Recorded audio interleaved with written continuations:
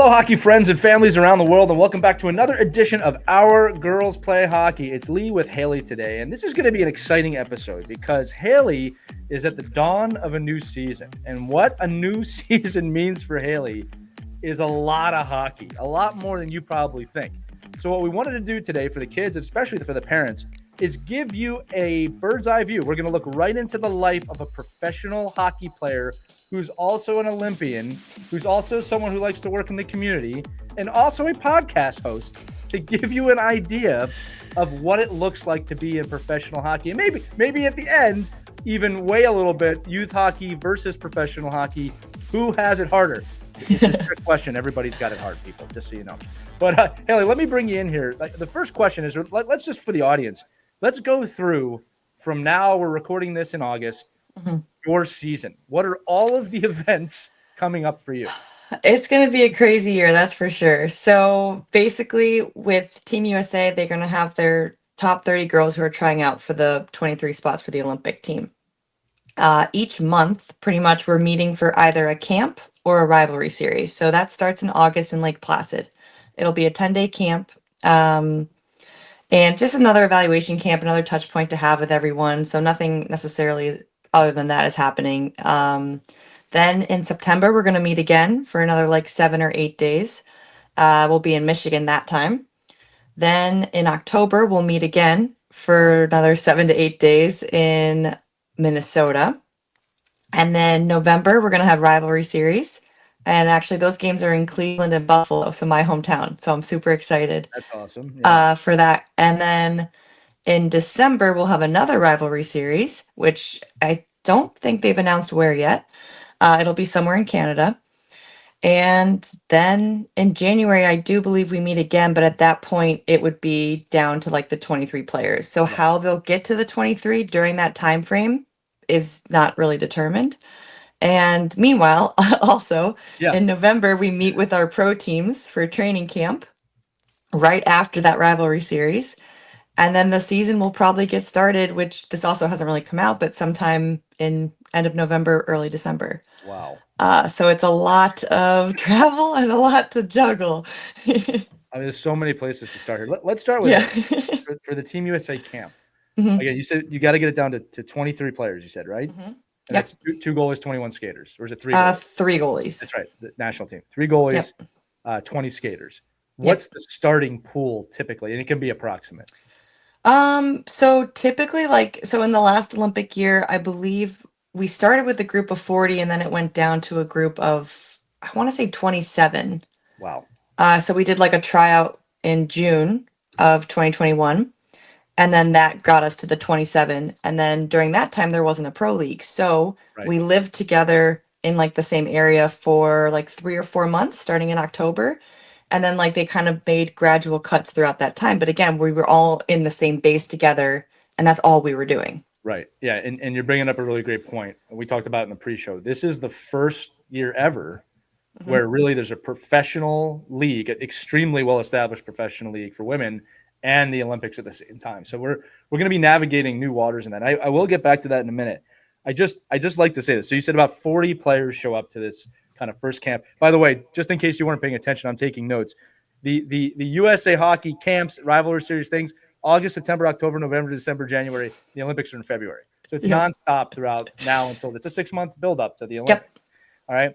But 40 players and essentially half of them get cut. And these for this camp, it will be 30. Okay, so understood. That was my bad. Yeah. Still, it's like you're cutting some of the best hockey players in the world.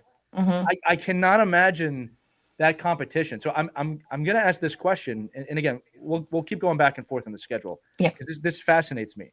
When everyone's that great, obviously there's no lack of talent. Obviously, how do you even separate yourself in a situation like that? Keeping in mind too, these are all probably your friends, right? Yeah. Absolutely. I think that's definitely can be a hard thing to juggle at times, but typically for me, I just focus on what I bring because what I bring is unique and I just focus on that. I know my role, I play really well in my role, and that's what I'm just going to continue to focus on because when you're at that level, you need all the roles, firing at all cylinders. So every role is important and that's what I kind of lean into. And then In terms of like, I try not to think about other people. I try not to compare myself because I know that I'm different than them and they're different from me and we have different skill sets. And again, I just focus on what I do best and keep doing that to the best of my ability. I love it. And look, I'm glad I asked that question because it does set up for the youth hockey players. I'm going to keep stringing this Hmm. back to youth hockey. That look, when you're a younger player, there'll be skill sets you're good at. You want to continue to build upon all skill sets, but don't underestimate understanding what you're good at and Hmm. maybe building from that skill, right? Hmm. Coaches love it when you come in and they know they can trust you to do X, Y, and Z. Keeping in mind, again, kids listening, you want to get good at everything. I'm not saying if you're got to get a slap shot, that's the only thing you focus on. All right, let's keep going here. We'll kind of go month to month. So, Team USA, you go to this 10-day camp in Lake Placid. First off, amazing location, probably the coolest place to have a camp. Uh, It it's is. exciting. I believe that 100%. Yeah. Let's walk through the day-to-day of the camp because we're not going to show the viewers the actual schedule. That's private, but we can talk about that. It's a pretty monotonous schedule. Hmm. Almost every day is the same. There's some team things sprinkled into it, but let's walk through the normal day of a USA. We'll say hopeful right now, right? Because that's what Yeah. that camp is. Yep, absolutely. So typically in the morning, we'll have like a video session, and usually in that, we'll kind of go over maybe something we're going to focus on in that practice later that day, a system, a concept, different, maybe different skill. And then from there, we'll go right to the rink. We'll have like our off ice warm up. We usually do that together and then go to practice. And then they'll usually have optional lift times for us. We usually don't have those scheduled just because it all gets so crazy and busy and people have we also need time for treatment, so that's where we have like massage therapists there, chiros there, Right. our athletic trainers are there. Like we have an incredible setup in that sense, and so they're kind of able to help us out in between those times. So then we'll come back, they have meals for us. They have like a lunch hall, like it's like kind of like you're back on a college campus, Right. honestly. And then from there, we usually will have another meeting in the evening, either with like, our sports psych, our nutritionists. Drug testing like is a big thing. Like we have to get a lot of like educational stuff on that to make sure that we're taking the right supplements Right. and different things Right. like that. The Olympics have different requirements than some USA things. That's actually a really good point. I didn't even think about that. Yeah, there's there's so much. It's insane. And then honestly, by the time you're done with the day, you just want to like lie in bed and do absolutely nothing. Right. So that's like the typical day, I would Yeah. say. And I saw on the schedule, it's really every day. I mean, Hmm. from what I saw, there was one day there's like a team trip, Yeah. probably team building or team bonding to go see Yep. something, which is a break. But I feel like that was put in there just to break up the monotony. Um, let me ask you this. This is not your first camp, right? Mm-mm. Talk to me about what that must have been like the first time, the excitement and also probably the shock of what's happening. Walk me through that and then flip it to now that I've done that. This is how I'm approaching it this time. It is crazy. I'm trying to think. So my first August camp would have been in 2019. Yeah. And because I had a camp before that, but it was like a winter camp, so it was kind of smaller. So Yeah. to give Like an an idea of what August camp looks like, so there are our 30 girls trying out, but then there's also a college group of people trying out for the college team. And then there's also U18 girls there. So right. there's like over 70 girls Wow. in this location. So it is very like overstimulating, a lot going on. Um, and I just remember being so overwhelmed. Like it was definitely intimidating because I didn't really know too many people. And then the girls who have already been there before, they're like, ah, easy, got Yeah. this. Like Well, they're not really thinking about it. let's just talk about that because it's like Hillary Knight's walking around, Blake Yeah. Bowman's walking around. I mean, these people are just walking around, like Yeah. it's got to be amazing. Yeah. I remember being starstruck by Hillary for sure. I think that was the only one I was like, oh my gosh, she's like in my locker Yeah, room. she's Like this real. is this is insane. This is crazy. Right. Um And then I think you just kind of had to, I think I found my people and then just kind of stuck with them, stayed close to myself, and just was trying to think of what I did to get to that point. I was like, all right, I'll just keep doing what I'm doing, Right. focusing on me, focusing on what I'm good at, and ride the wave. It's been, yeah, and it's been great ever since. And then now when I'm at camp, I feel that I make sure that the young, people who are newer to it or just feel really comfortable because I just remember how scary and intimidating that camp was for sure. So I I do my believe best that. to make sure everyone feels included and comfortable. Well, I guarantee you, there's going to be a young player that comes and goes, "That's Hayley Scamurra. Hayley Scamurra is here. She's amazing." Let me ask you this too. Just backtracking a little bit. Is it a phone call you get, a letter? I mean, how is what is the moment of I made it or I've been invited? I should say. So for the invite, it was just an email, Wow. I believe. Don't Yeah. miss that email. You don't want to miss that email. No, you don't. Yeah, it was just an email. And then I remember for the Olympic team for last year, what they did is they kind of had everyone come in and then just say like, "This is our team." So we were all like together Oh, okay. That's when pretty we cool. found out. So that was pretty cool. Okay, that's But it was interesting. also a bittersweet day because there were cuts that day, and you Of kind of course. knew. And so it's you don't really think about that side of it. I would say when you're imagining that moment, you're just thinking, "Oh, it's going to be," because it was incredible, absolutely. But there was also that sadness to it Yeah. that some Yeah. friends were cut and people who are incredible players, and it's just hard decisions they have to make for sure. It is, and we had a great episode with Katie Million on, who is essentially the GM of that team, Hmm. and she talked about that, about how impossible of a task it is. Hmm. And we even asked her, Haley, like when you get down to the final few players, like it's just, as I asked earlier, something has to separate you from the pack, right? Or sometimes it comes down to just what the team needs, right? If you're heavy on one position, that can play into it. But I love that they all brought you in a room. I think a lot of people think it's like the movie Miracle. They're all sitting in the stands, and I said it's probably not how it's done anymore. But that's an interesting process and an interesting camp. And again, you've got to do these several times leading up to now a pro season, Hmm. right? So again, let me ask you this one more time too. A lot of structure, video sessions, workout, ice time, mental performance meetings, the practices themselves. How do you mentally pace yourself? I know you said you just kind of go around with your day, but like what are the messages you give yourself, or is it really just you're so present that you're not even thinking that way? Yeah, you're kind of just present, I would say. And I think also what we try to do is we'll try to do stuff outside of the facility. So where we're at, like I said, it's kind of like a little campus, and there's other Olympic athletes that are there training, like Right. bobsled and luge and stuff. So like they're there all the time, and then we're coming into their space. So it becomes crazy for them, I'm sure. Yeah. And I think for us, we try to like go into town. We try to like go paddle boarding if it's nice enough out. Just do different things outside of the facility to Right. kind of help break up everything. Because otherwise, if you just are there all the time and just doing all the things and then only going lying and down in your room, you're going to be exhausted, I feel like. So, um, yeah, we've really tried to like explore more and kind of enjoy the town and yeah, break it up a little bit.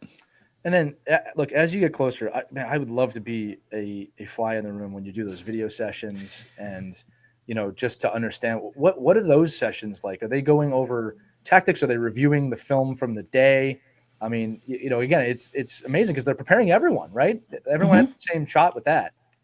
Absolutely. I think so. We've done different times. So sometimes they'll do NHL clips of like maybe zone entries and like, all right, this is what we're going to kind of focus on today is these kinds of zone entries. And they'll show ours too, but it's a lot easier. There's a lot more NHL clips. Oh, for sure. Hopefully one day Yeah. that will change. But anyway, so yeah, we do those clips a lot. And then yeah, sometimes, I mean, I remember early on with our coach, I think he did show us like practice clips and like, hey, I wanted it to look like this. You know what I mean? Yeah. Like, and I Yeah. was like, oh, shoot, okay. Right. Right. Like, that was kind of mind opening. But I would say typically we're watching NHL clips or our own clips, and then Right. focusing on what we're, systems doing. Yeah, well, and to your point, you do have 2 years now of PWHL clips built up, so Yeah. I'm sure you're going Yeah. to see a lot more of those. Yeah. Let's get towards the PWHL now. Okay, so look, August, September, October, Team USA. Then Yeah. suddenly you have a pro schedule on the Hmm. horizon for the first time. You're playing with Montreal this year. Yep. Massive names there as well. So let's start with this question: what has USA Hockey and actually Hockey Canada, we should say, and the PWHL had to do to navigate this? Because, like you said, now you're not going to be together for this 6 months to the Olympics. In fact, you're going to be playing against your future teammates, 100%. Hmm. Absolutely.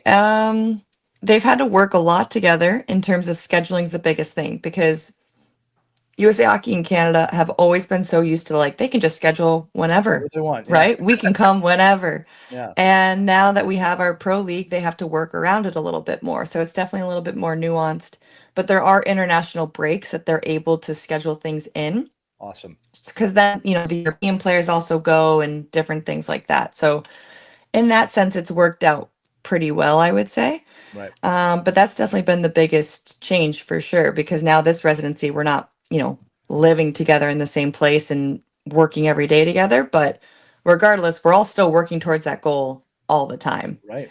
regardless if we're there or not. And then we're still meeting every month. So it's, uh, we're still reporting. Well, you know what's interesting about it? Like, I do want to describe this undertaking because well, actually, there's multiple governing bodies now that I'm thinking about. You have Hmm. PWHL governing body, you have the IIHF, International Ice Hockey Federation, which is, and the Olympic governing body. Those are actually two separate things, even though they work very closely. Then you have the nation's governing body, and you mentioned, and I'm sorry, I forgot it. All the Scandinavian countries, like all of the European countries. There's a lot of things that have to happen to make this work. And I'm glad to hear, not that I was worried about it, that there's an understanding here, right? Because this is a completely new endeavor and there's going to be a lot to learn from it. And so I love that they built in these breaks. I'm looking at what you said to me earlier in these notes. How are you going to compartmentalize? Let's just say Montreal playing New York, Hmm. and then the next night you're playing Canada, right? Like, and your teammates probably on the other team and vice versa. I mean, the mental side of that boggles my mind. I mean, look, you obviously you just got to go do it. But Hmm. how are you even compartmentalizing that right now, right? You're going to be playing a pro game that matters and a rivalry game that matters for pride. Yeah. Oh, yeah. Like, try and walk me through how you think you're gonna get through that. It's funny, honestly, as soon as you're on the ice, Yeah. the brain switches. It really does. As soon as we put on those USA jerseys, it's like we're dialed. Right. And I don't even think about who I'm hitting, who I'm like going after. Like it's it's a different kind of feeling. And then same with the pro league. Honestly, you put on that jersey and it's just a different feeling. And I don't even know how else to describe it. You just have that switch and Yeah. you're able to just kind of do that. Well, that's what makes you a pro. All right. Yeah. And look, for the listeners, like that is a big difference because here's the thing, Haley, I know you can do it. You've proven that. There are very high level athletes that will not be able to do that well this time around, right? And it's a learning curve. And again, for the young kids listening, the parents listening, this is part of being a pro is that you have to have that razor sharp mind, right? Look, Haley has in many episodes and through her business shown that from the physical fitness side, it, right? Like that's your world, but also the mental side. It's not just you, right? Like the Mhm. professional athletes go through a tremendous amount of mental training, both as a team and individually. Correct? Absolutely. We have we have mental performance for USA Hockey. We have like set sports psychologists that we work with who come in and we do team things, but then they're also available for individual meetings. And then same with every pro team I've been on. There's been a sports psych person who's on call. You can call whenever. Awesome. Sometimes they'll do team activities.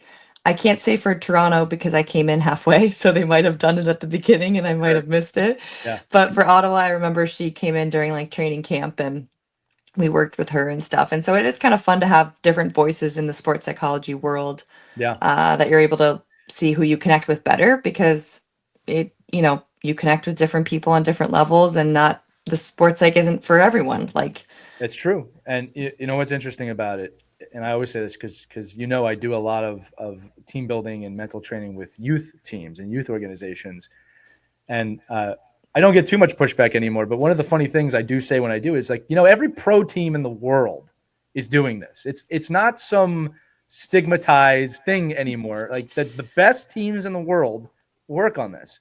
But like you said, if it's not for you, it's not for you. But don't make it sound like who does this yoga stuff. It's like yeah, everybody, yeah, everybody at the top level does it. I also want to bring up too. We talked about physical fitness, mental fitness, but nutrition is also a major point in this. I mean, you said you have those halls with team meals. I'm guessing they're prepared. Why don't you walk us through what you have to eat, what you like to eat, what you don't like to eat, Um, Oh. and again, I'm thinking about the kids listening that might be going to McDonald's. Like, this is what a pro athlete eats during the most. Am I wrong in saying this is going to be the most demanding season you've ever had? Yeah, it Yeah. definitely will be. Yeah. And it'll have its own challenges that, because last year was definitely a challenge. There was a lot of travel because it was kind of similar, but this is even more travel. And obviously, with the Olympics in mind, it's more at stake. Right. In terms of food, so Lake Placid, they have like a dining hall. So they have people who make us food. They actually have like an omelet station. So that's actually what I'm pumped for. So in the morning, I'll probably do Can't beat an it. omelet and stuff. Oh, so good. And I usually am up kind of earlier than most of the people. So then there's not as much of a line. That's also why But you're a pro. I'm just saying. yeah. And then, oh man, they have a lot of different stuff. I would say they do a pretty good variety. There's like, for lunch and dinner, it's typically similar stuff. It's like chicken or steak or, um, vegetables, asparagus, broccoli. Right. I know they've done like Asian bowls sometimes, so they mix it up pretty well there. None of it's Um, processed, I'm guessing, right? what'd you say? None of it's processed, I'm I guessing. don't think so, That's good no. right there. But then we always go for lunch. Like I love, they have like a sub shop in downtown Lake Placid that Mhm. we'll always go to. It's so good.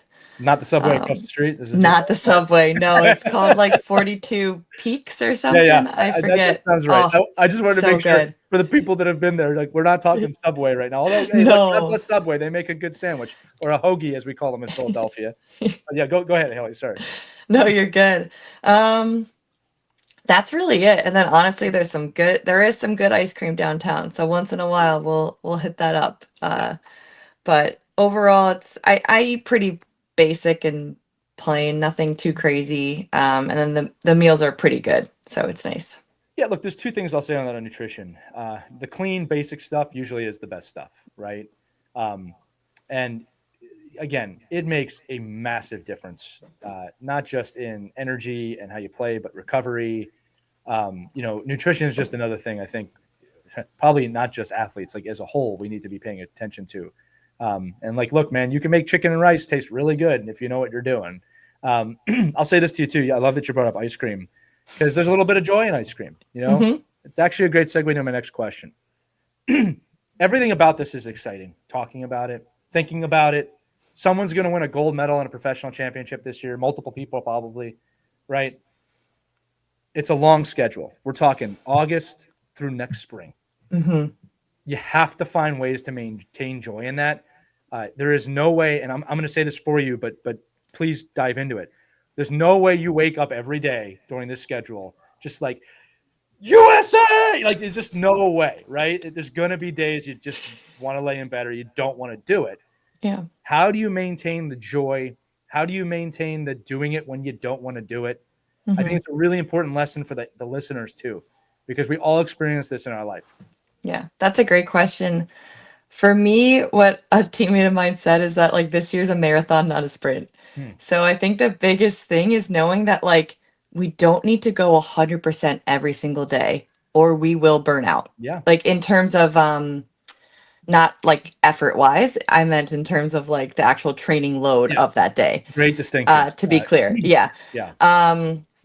Because otherwise you're going to crash and you're going to get injuries and you're going to get, who knows? And there's no need to do that because it's August and we Right. don't actually start games until November. Right. So I think that's been super important for me to kind of remember because I think at times I'm like, oh, I need to be in my peak shape right now. We're about to go to camp. And it's like, Mhm. hold up, take a breath. Like, we have time. Let me ask you this because you mentioned that, right? Because Yeah. this is another funny thing for people.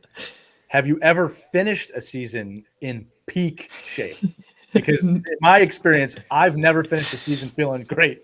I feel Yeah. pretty beat up at the end of a season. That's a good point. Exactly. So the season, it does, break you down a little bit, right? You're going to lose muscle mass. You're going to lose, like, you're going to be tired. And so I think it's important in this season right now, leading up to such a heavy season, to not go super hard and to make sure you're good with your body and like listening to your body. Like, Great one. because maybe there is a day where you do wake up and you're like, I did not sleep well. I think Right. working out will set me back. I'm going to just take it easy, maybe do mobility, I've actually been doing some virtual reality stuff with like reaction time. So that's kind of like a fun one I can do Our at home. sponsors That's, love to hear that, I have to say. yeah. Go ahead. Shout out to NHL Sense Arena for that. Yeah, right. Yeah. Yeah, so I've been doing that a little bit more this year. That's something I've added in this off season, and I feel like that's an easy thing to add where it's because it's still a workout. When you're working out your Yeah. brain, you are still burning calories, to be clear, but it's maybe a little less hard on the body than what I might be doing. So, No, I love that you brought that up because as athletes and coaches, you're always looking for new ways to have an edge. I mhm. mean, it's funny, Haley, if you go back to the like early 1980s, and I'm not exaggerating this, it's not uncommon to see, NHL players quote unquote working out in a gym, which means like 4 or 5 reps and then having a cigarette in their mouth while they're doing it. Mhm. Right. And then they go out to dinner and just have a gigantic steak. Right. It's like things have changed quite a bit. So the science of training, the science of recovery is always evolving. But I love that you find those different ways. I think it's also important to reiterate what you just said about, understanding and listening to your body. I think there's a misconception, especially in youth hockey, that you have to have this massive intensity at all moments. And you said it perfectly. You got to bring your best. You got to bring it, but you also got to listen, Yeah. right? And let's dive into that a little bit too more because we talked about on a previous episode too about giving 100% of what you have, right? And that's different than giving everything that you have, right?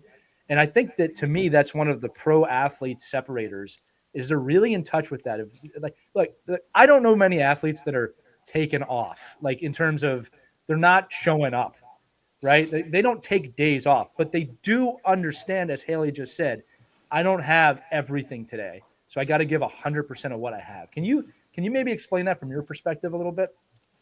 Yeah, I think because there'd be times where I'd be frustrated or I'd give myself anxiety if I didn't have the best night of sleep. And I'm like, oh my gosh, I'm not going to be able to like perform to the best of my ability. Right, And Nick, who's my boyfriend and also my trainer, was like, just give 100% of what you have, right, and that will be enough. And then you also surprise yourself with how much you do have and what you're capable of, even with a lack of sleep or even with, if you're not feeling well yeah. and whatnot. You And could I be sick. think You might be sick. flu game, you know Yeah, what I mean? yeah, So yeah. you never know. So I think that just mindset kind of helped me kind of reduce that anxiety that I would have for not getting like a perfect night of sleep and going into a training day. Because then when I look back now, I've had some of my best games like when I didn't even get much Right. sleep. Like the night I'll never forget the night I was traded from Toronto, or no, Wow. from Ottawa to Toronto. Like Yeah. it happened the night before a game. So I didn't sleep. I don't think I slept an hour that night. Like it was so bad. And I'm like, how am I going to play in a game tomorrow? Like I Right. was panicking. I'm like, I guess I'll find a way. And you know what? I played pretty dang good. Like Right. I was shocked by how well I played considering the circumstances mentally, emotionally, psychologically, like Yeah. everything.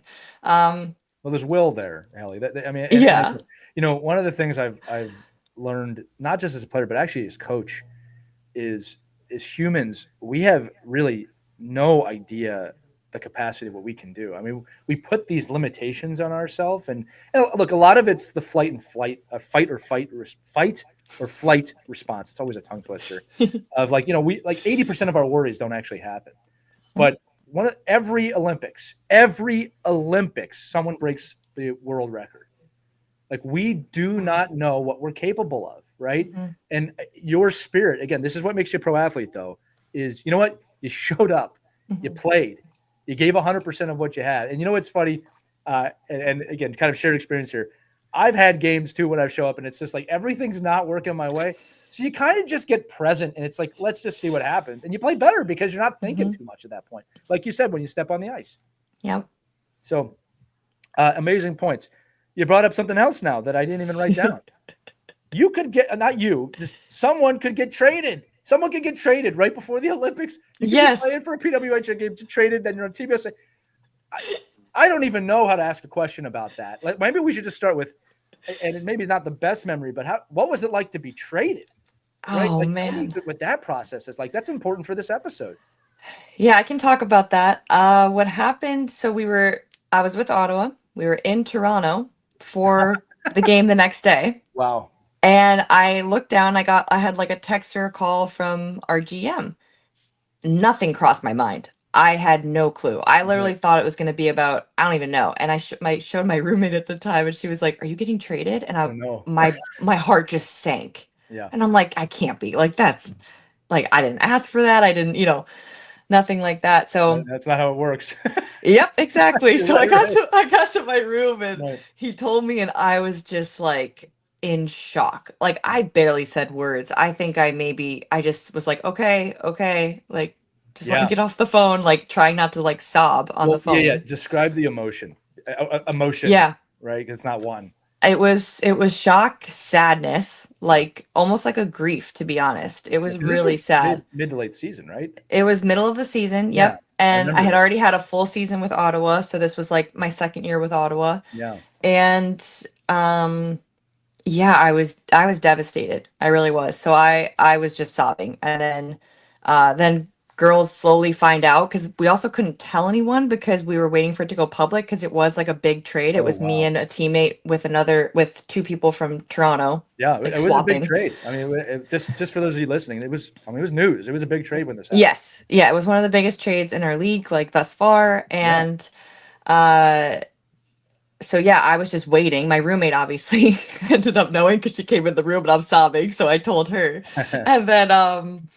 And then girls started like coming in, and they're crying and I'm crying, and then it's just like, how am I going to play against you guys tomorrow? Like like Yeah. what? I mean, that's a huge How? part. Like you're playing against the same team. Go ahead. Yeah. Yeah. So then moments later, Gina calls from Toronto, the GM there.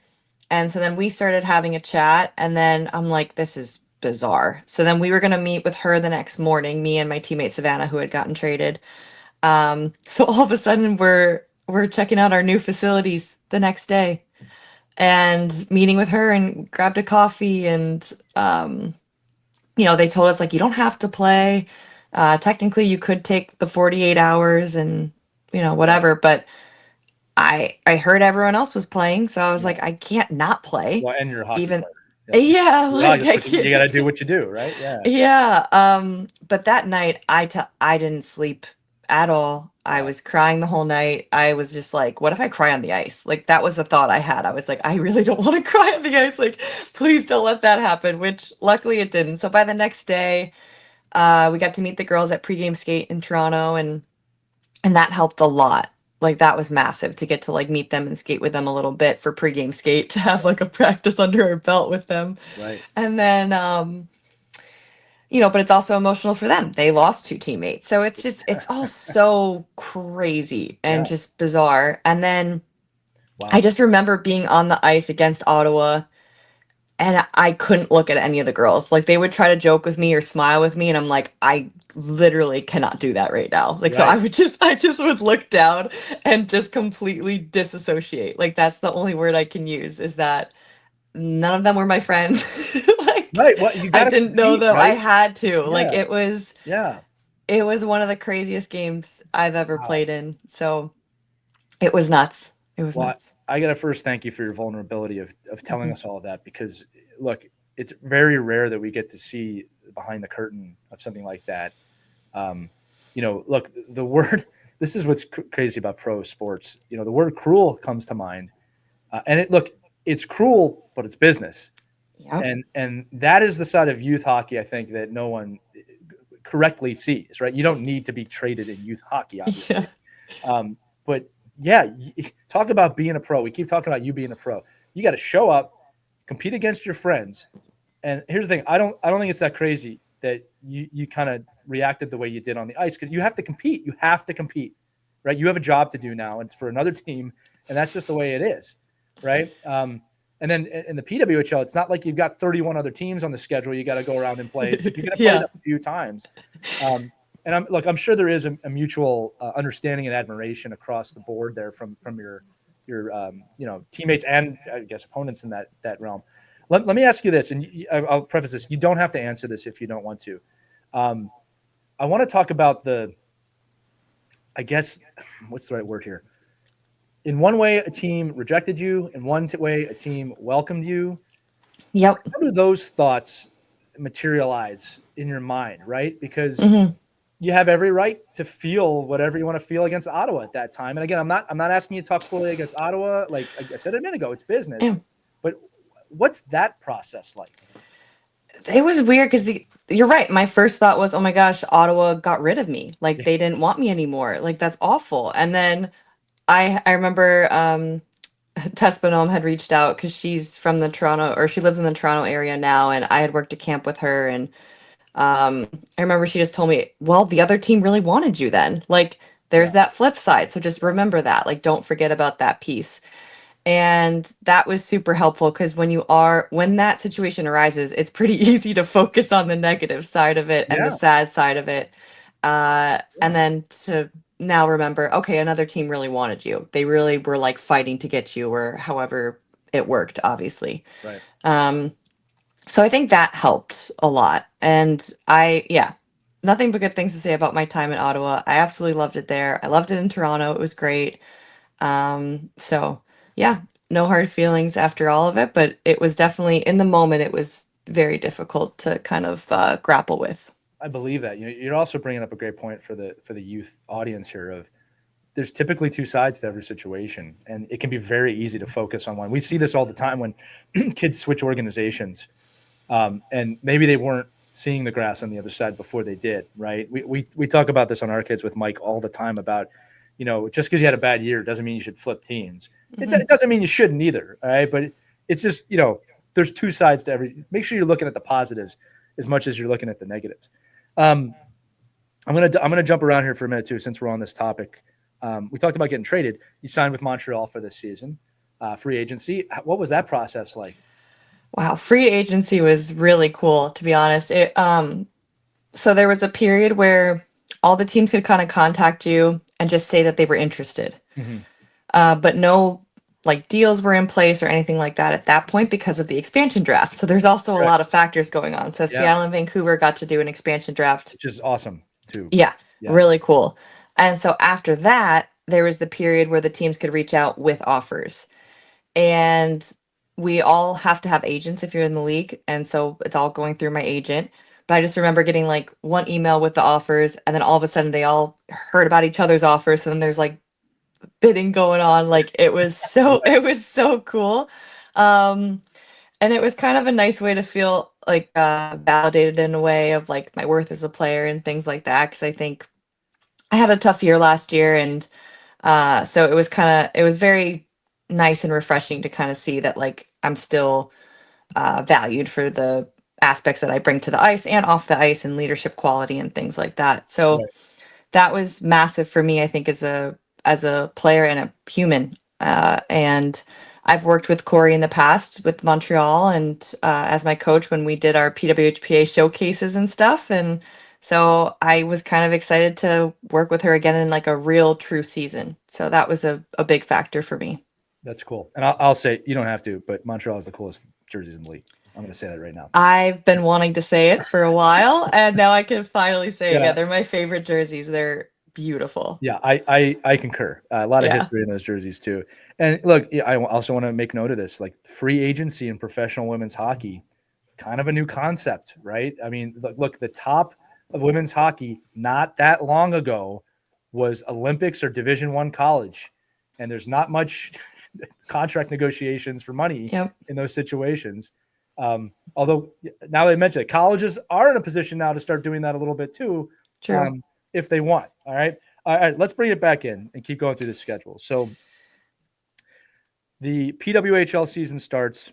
The Olympic schedule is going on, right? Hmm. You said it already. Just to bring the audience back, you're doing your PWHL schedule, your practices, then you're having breaks, and you're doing Olympic stuff. Then February rolls around, and it's the Olympics, right? Yep. And those that make the team you're not just stopping your PWHL season. You're going to a foreign country, Hmm. right? You're going to be playing against the top competition in the world every night. I'm actually. This is kind of cool to say. Historically, it's Canada, USA, and the gold medal game, but every single Olympics that becomes more and more in question, and this one more than ever, right? So there's that. I mean, how are you? How I don't even know how to ask it. You're going from pretty late in the season, PWHL season, to Olympic competition, then you have to ride that wave and somehow come down from whatever the outcome is. There's going to be some winners, some losers, some not even in a medal game, and then get back to essentially the playoff run. Yeah. Right. I don't know how you're going to do that. I'm not saying there's a doubtful way. I understand, because it was honestly like this past Worlds was a pretty crazy turnaround. Yeah. Because it was a playoff race, and each team kind of came back with different mindsets, like you said, a different frame of reference. So it was like we were on a high, obviously, as the U.S. players, and the Canada players were not feeling so hot. Right. And that's just how it goes. We have to find a way to power through and kind of disassociate almost. And like, luckily there was like maybe a few days between Worlds and coming back. Like I think we got like a 2 or 3 day break. I think that's great that they was massive. Like if you had to come back like the next day, it would be probably still pretty raw. Yeah, you were coming from Czechia, right?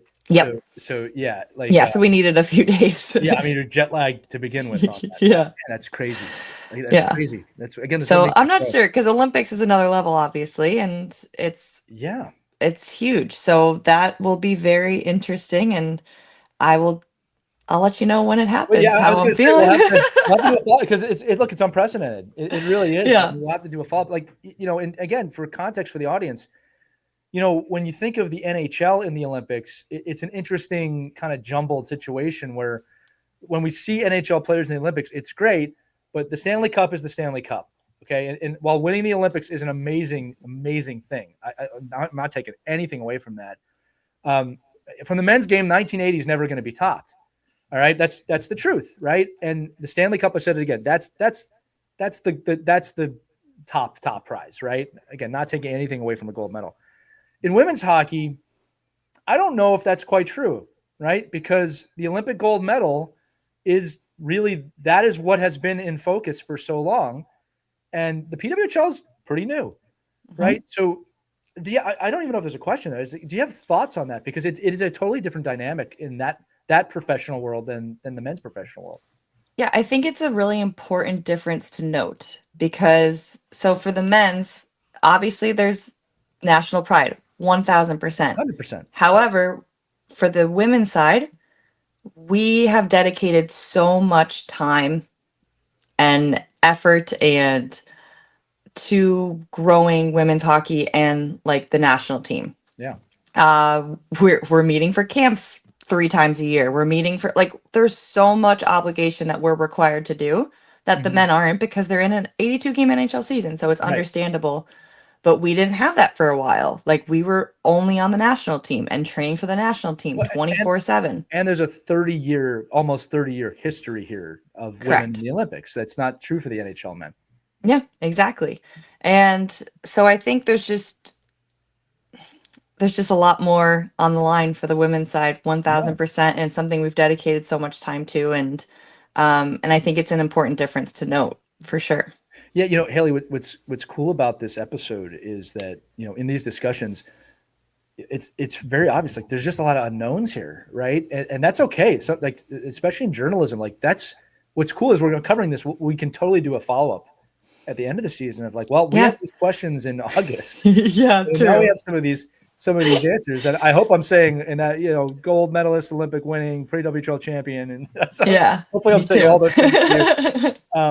But yeah, and then look, and then you come back and it's right in the playoffs. I will always mention this because the PWHL does the coolest thing when teams are eliminated. I think all leagues should adopt this. That once a team in the PWHL is eliminated, you earn points for the first draft pick, thus keeping the competition. So while I'm not saying, Hayley, I think Montreal is going to be in that field, I am saying that there is no stop. You're in the playoffs, whether you're in the playoffs or not.